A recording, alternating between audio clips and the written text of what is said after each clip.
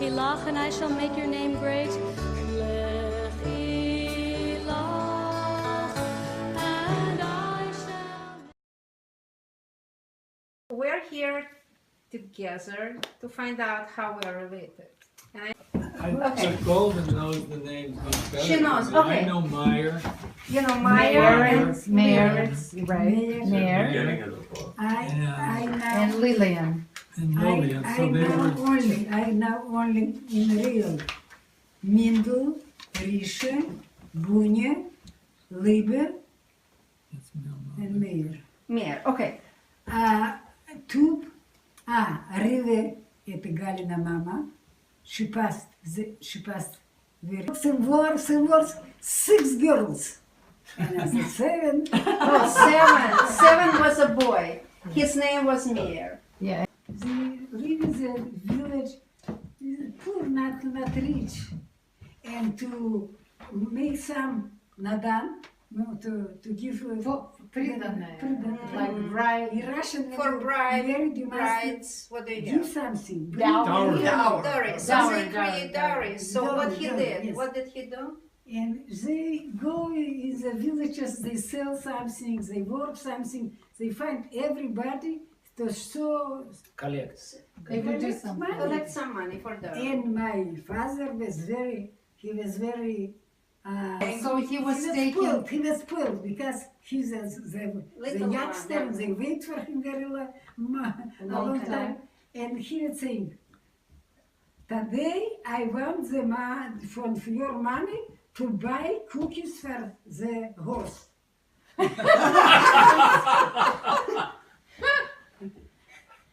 Cookies for the horse? Cookies for the horse. For the horse. For the horse. Like the horse, Yeah. Yeah, of course. Yeah. Buy cookie or buy something. Yes. Okay. How old And I when he told was? you, he was.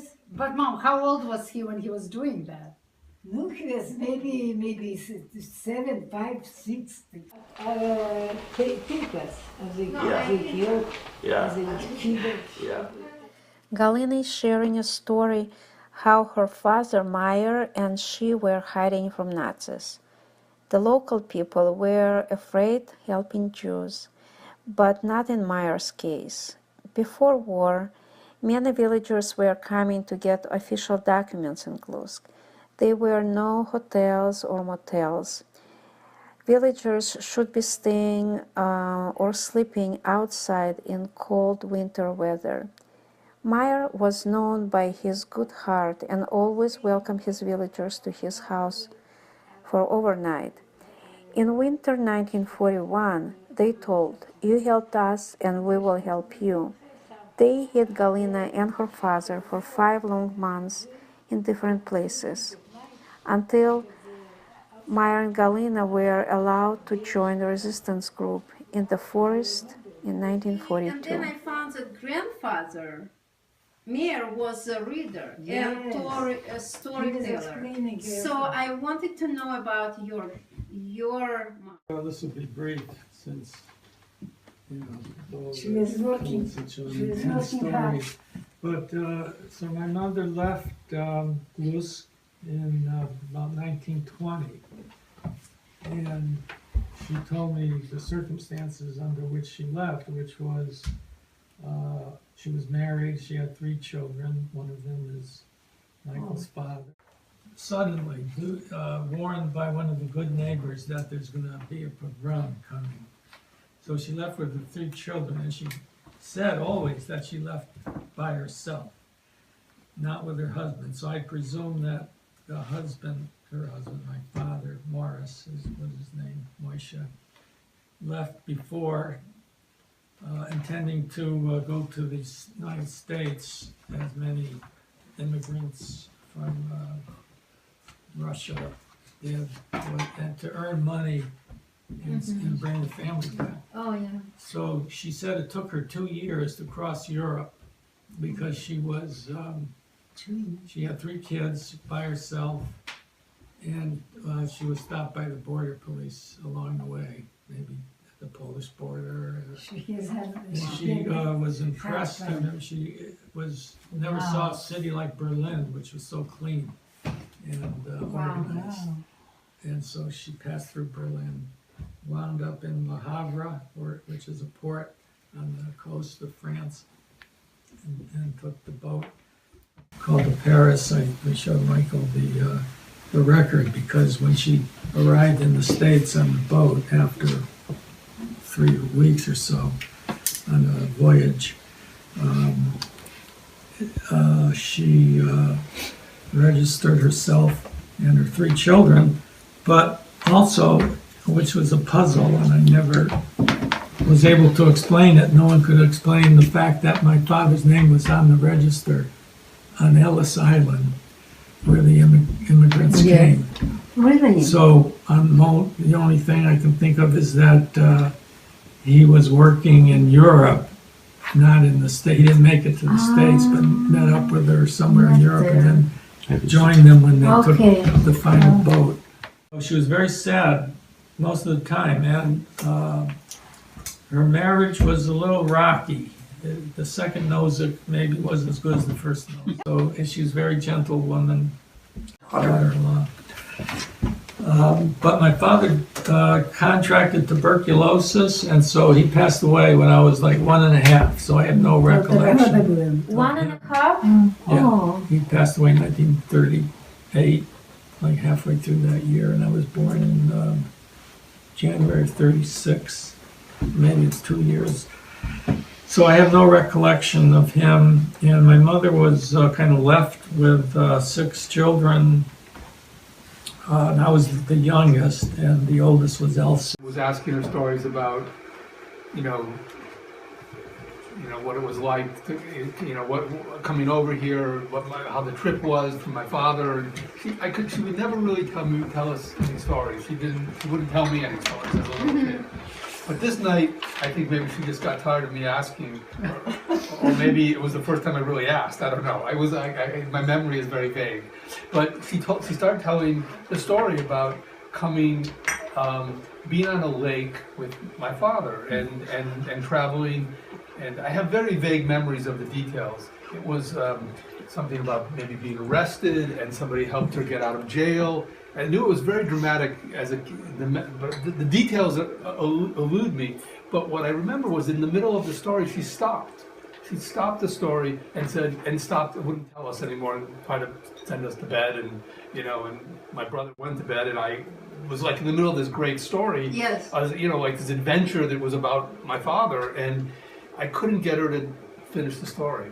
Was it was Did something. you get emotional? She must have got to a place in the story where she didn't want to tell us anymore. It was something that was emotional to her. Do you think it's something in Europe or Russia? Oh, no, it was something or it's in the United States? No, it was in Europe. It was on the way coming.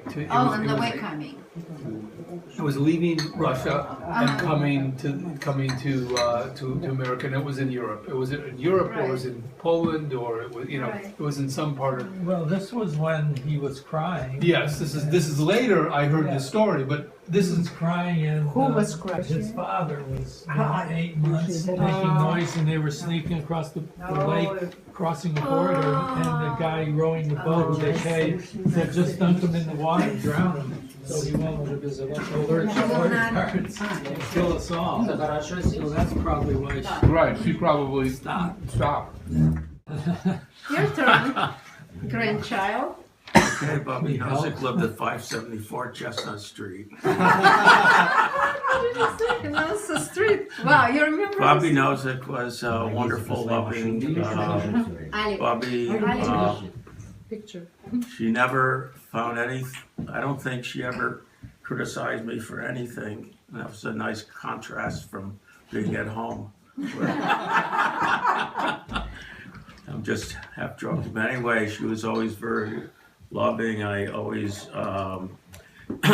the big exciting day of my childhood was going to visit Bobby and Arthur and Marion and other uncles and aunts at Chestnut Street, and eating a wonderful meal. And it's hard to separate out talking about Bobby Nozick from the family there. They're good. Arthur taught me to like the Yankees rather than the Red Sox. He taught me how to play Battleship. He